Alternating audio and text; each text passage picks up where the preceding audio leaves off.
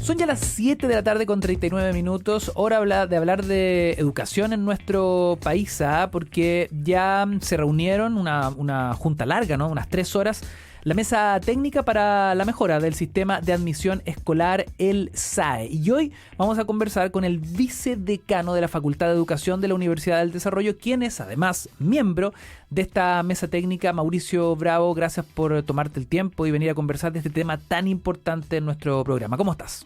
Muy bien, muchas gracias por la invitación.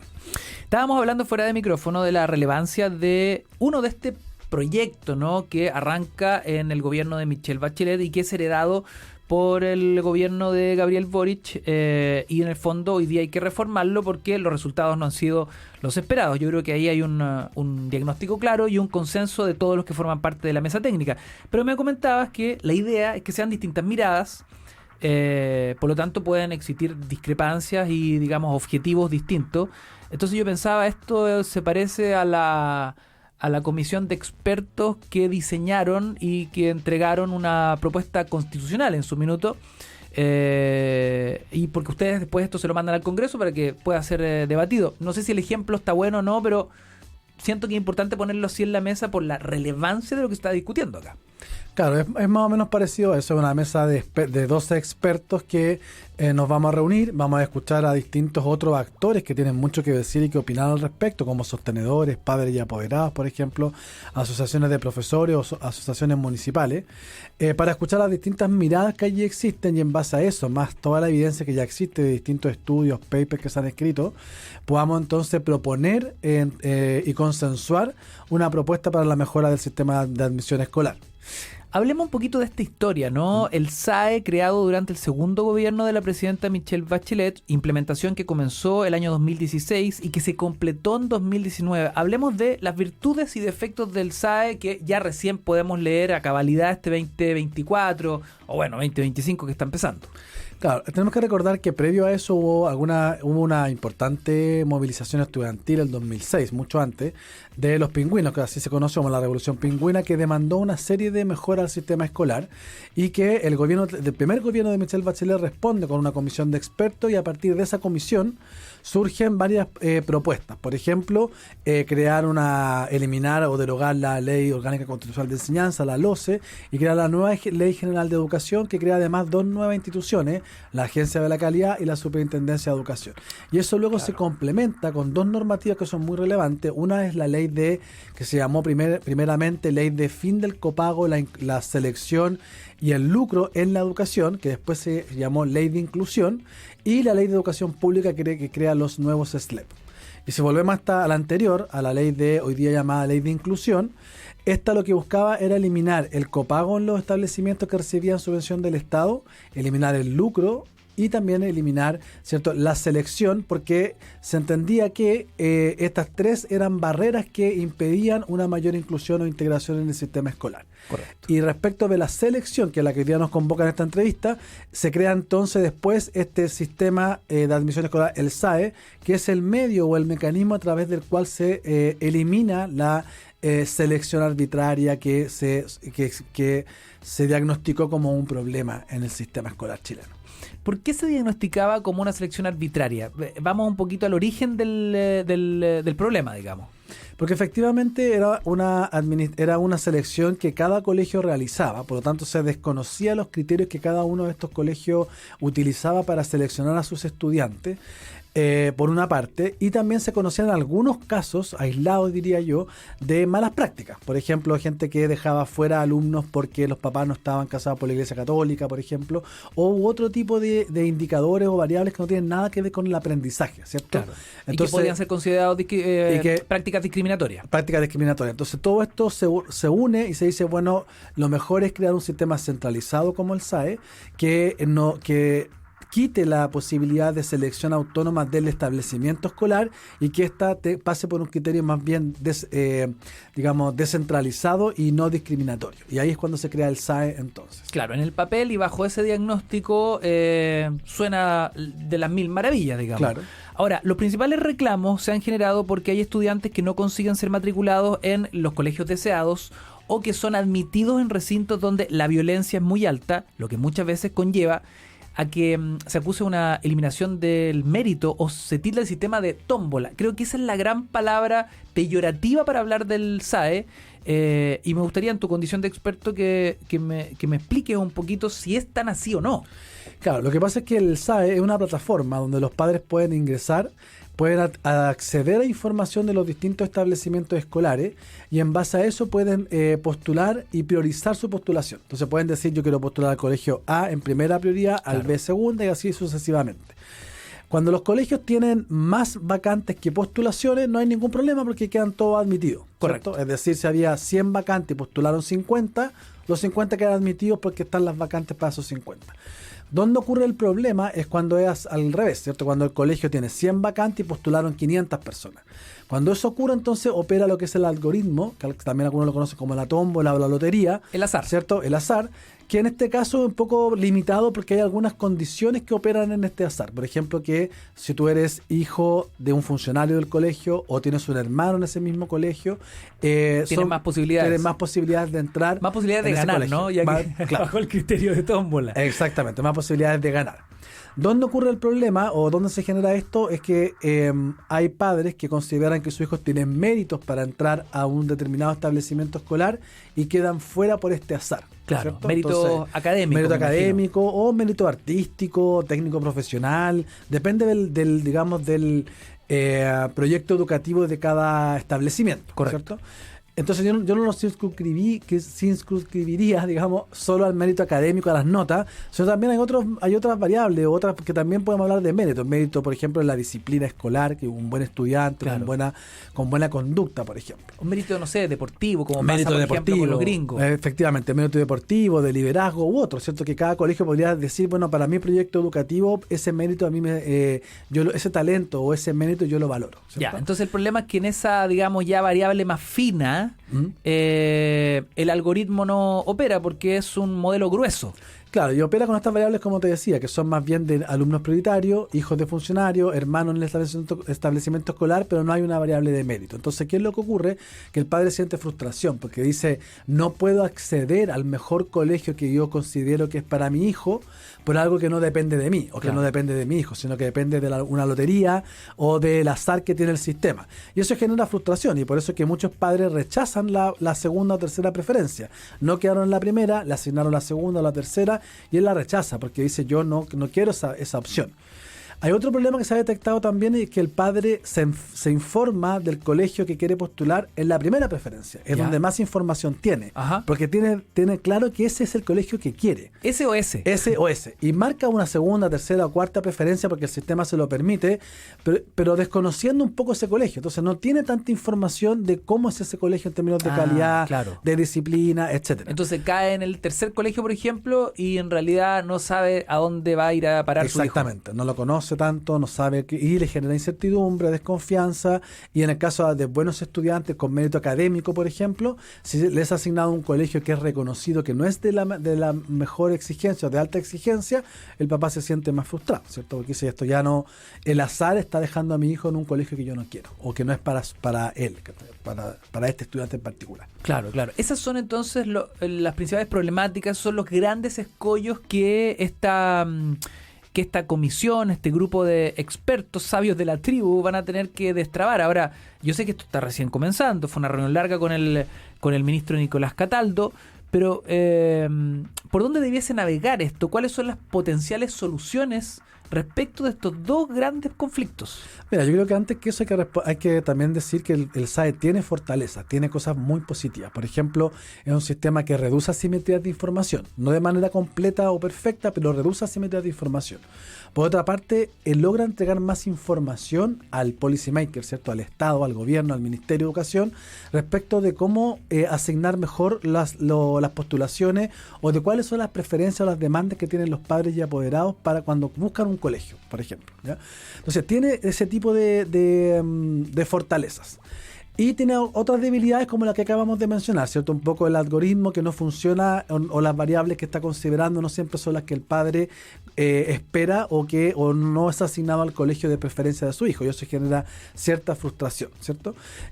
Ahora, claro, la idea de esta mesa técnica es llegar a ciertos consensos respecto de aquellas cosas fortalecer aquellas cosas que son fortalezas, valga la redundancia, y por otro lado ver qué podemos proponer para, por ejemplo, el tema del mérito. Uh-huh. Por ejemplo, hubo algunas propuestas anteriores respecto de qué pasa con niños que viven en el mismo hogar pero que no son hermanos.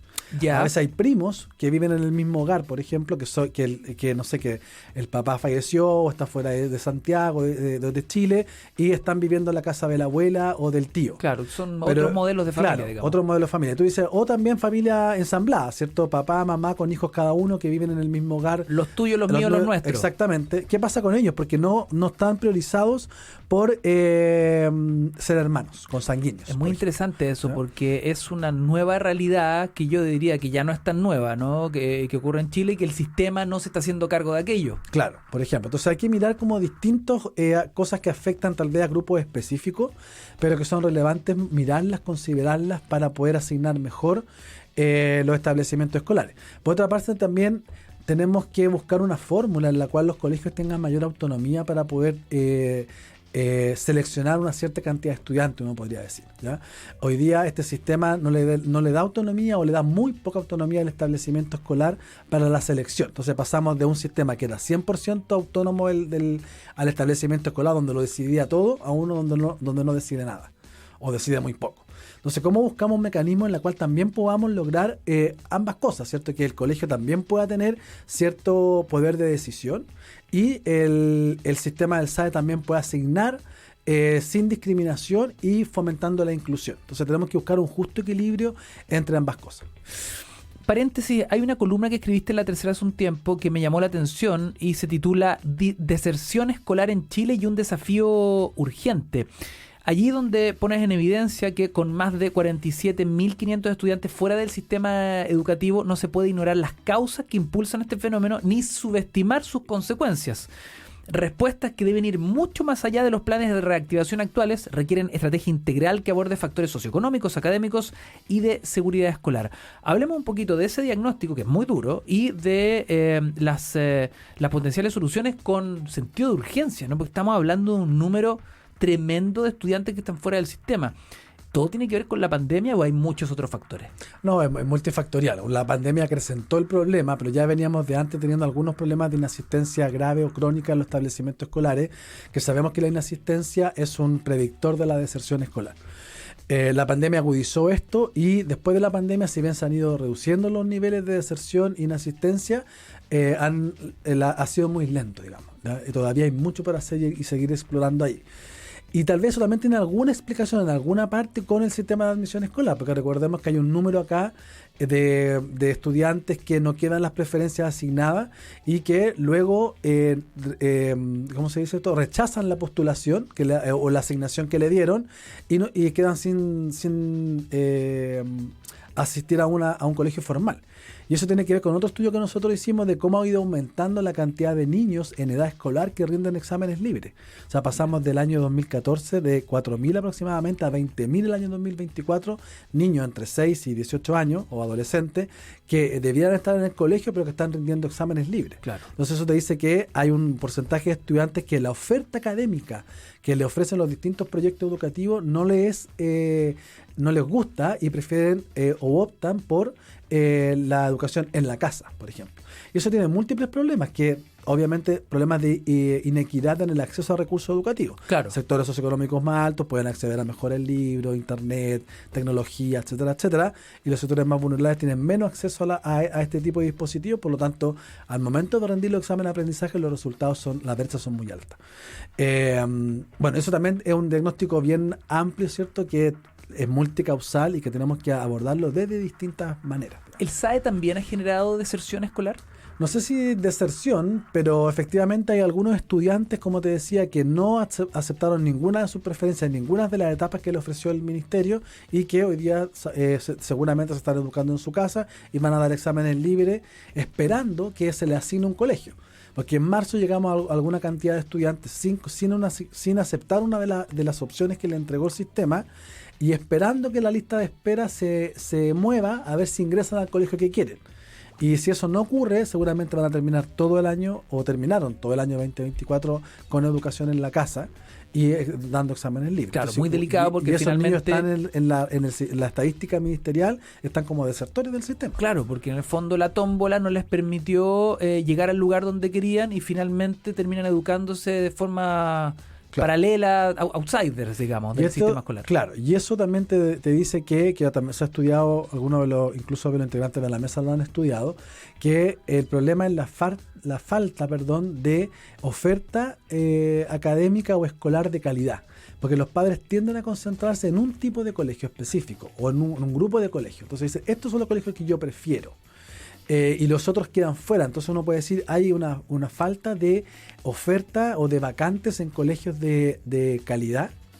Y ahí es donde está el problema, porque todos quieren ir al mismo colegio. Si en una comuna, por ejemplo, donde hay 3 o 4 colegios, hay uno que todo el mundo sabe que es el mejor colegio, un liceo bicentenario, por ejemplo, de alta exigencia, con buenos resultados SIMS, etcétera. Todos los papás quieren ir a ese colegio, por lo tanto colapsan la postulación.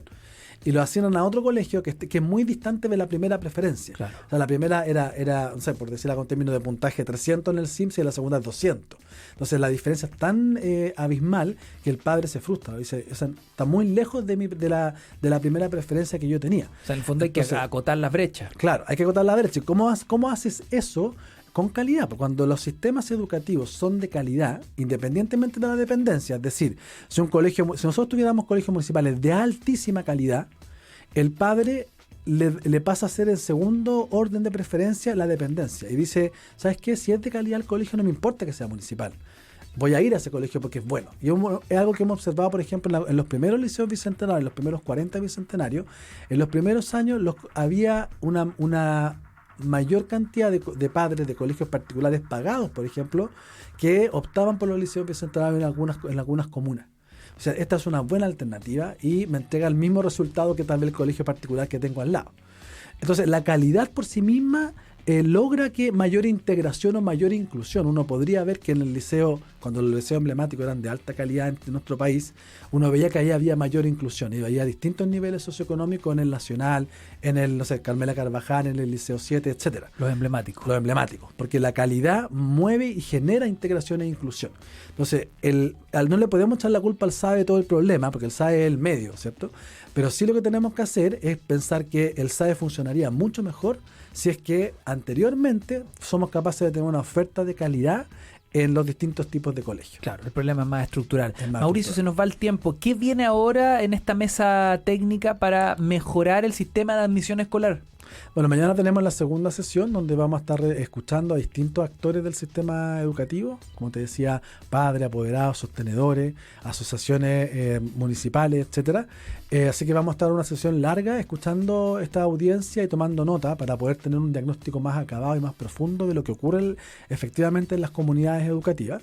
Y luego vienen distintas sesiones de trabajo ya más interno entre nosotros, donde vamos a ir presentando análisis, resultados de estudios y llegando a ciertas conclusiones para finalmente a final de enero poder entregar las propuestas, un primer bosquejo de cuáles serían las propuestas de mejora al SAE. Entonces, fines de enero vienen las primeras propuestas al Congreso. No, una primero para nosotros, que luego esto se va a pasar por una redacción de la Secretaría Técnica del Mineduc, que finalmente en marzo nosotros vamos a volver a leerlo, lo vamos a validar y llegar a los consensos necesarios para, ojalá en marzo, poder despacharla y entregársela al ministro.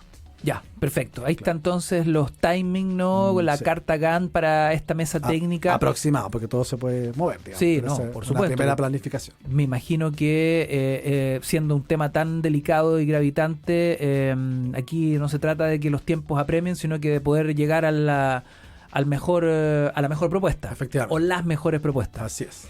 Mauricio Bravo, vicedecano de la Facultad de Educación de la Universidad del Desarrollo, miembro de la Mesa Técnica para la Mejora del Sistema de Admisión Escolar. instruyéndonos respecto de cómo mejorar el SAE y el diagnóstico estructural de los problemas que enfrenta la educación escolar hoy en Chile. Muchas gracias, Mauricio. No, muchas gracias a ti. ¿Escuchamos música o nos vamos directo a nuestra sección de música de hoy? Son ya las 7 de la tarde con 59 minutos. Escucha